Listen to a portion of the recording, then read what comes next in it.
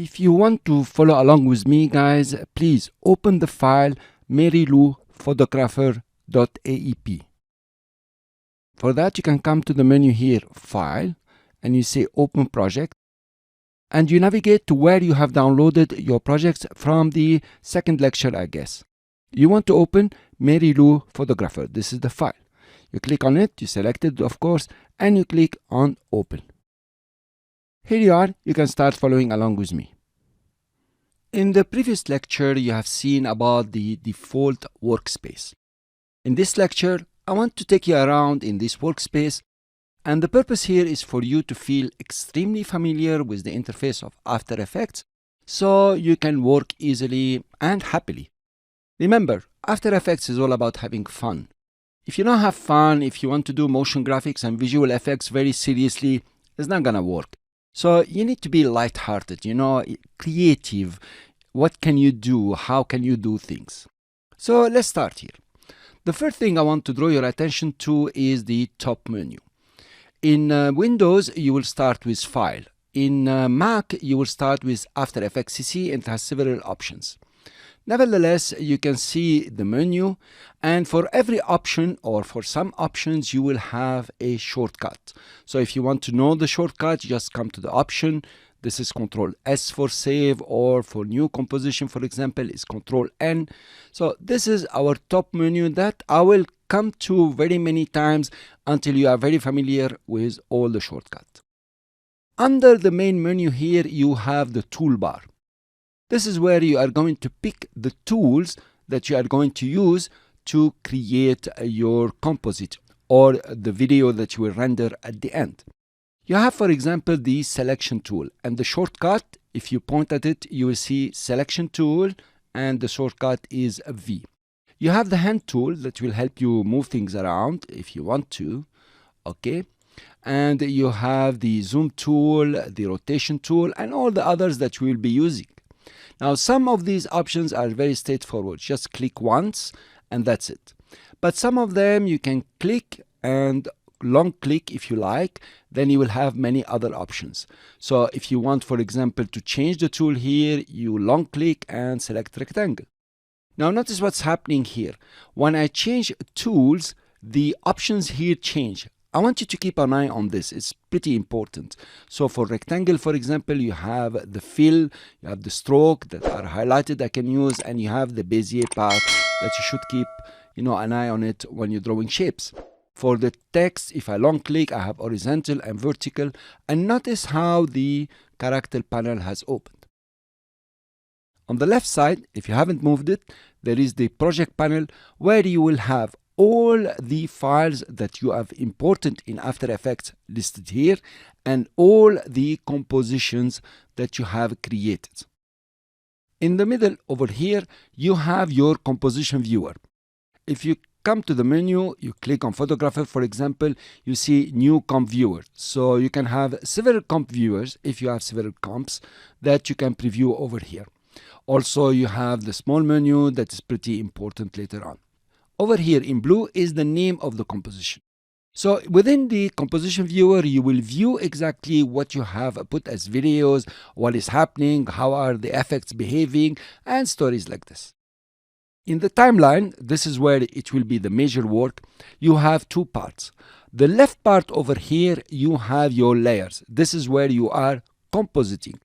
So in this example, I have a video that is photographer.mp4. I added a shape layer, I added a text layer, another text layer, and of course I can preview them on this side. Of course, we'll see how to reorder all this. On the right side, it is the timeline. You have the timeline indicator. If you click on it and scrub through, you can see what's happening in your composition, how things are behaving, and this is where you will have the animation. If you press U, for example, you can see the keyframes and how things are being animated and how they appear. You can also come to the timeline, press spacebar, and you can play what is happening in your composition or preview the composition itself. So this is pretty easy. Now, about these numbers here, these are seconds and frames. Now, it all depends on the resolution that you are using. You could have only seconds, low resolution. You could have much more than a half if you're using high resolution. And you can have these is simple. This is 0 second. Notice the time is over here of the timeline indicator. If I scrub it through, now I'm on 10 frames. Now 20 frames, 1 second. So notice how it is. When you have 10F, these are frames. When you have 0100F, that is seconds. You have another seconds here. That is 2 seconds. So mainly this is about the default workspace. Now you have some manipulation that you can do for the panels. For example, you can resize a panel. Here you are. Of course, both of them are being resized. And you can resize vertically. Here you are, up and down. So you can see more of the timeline and less of the composition viewer. For example, I'll take it back here.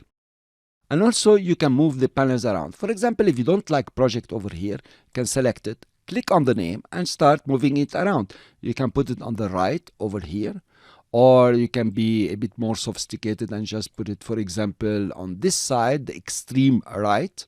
Okay, so you can see everything that you have, depending on what you want to do.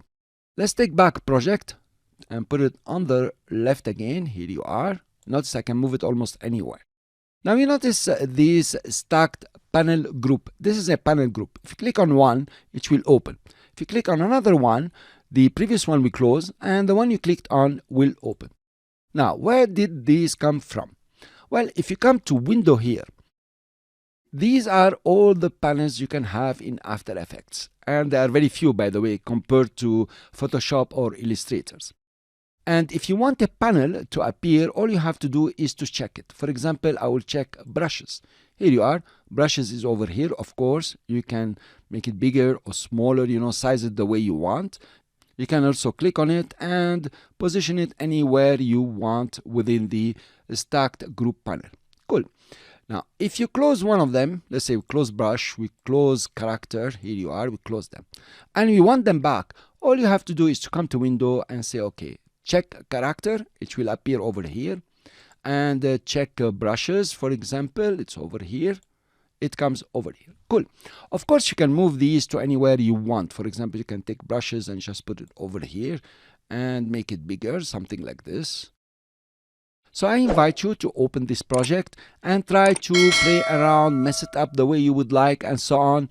Then when you're done, you can just come over to reset to save layout and here you are, you're back to the standard one. To have a stacked group panel like this, all you have to do is to come to any panel, you go to the menu and you have panel group setting and make sure that you have stacked panel group checked, solo panels in stack checked and small tabs checked. Come and play with it and you will find what is best for you and how you would like to work. Thank you very much for listening. In the next lecture, we jump in to understand what are compositions. See you then.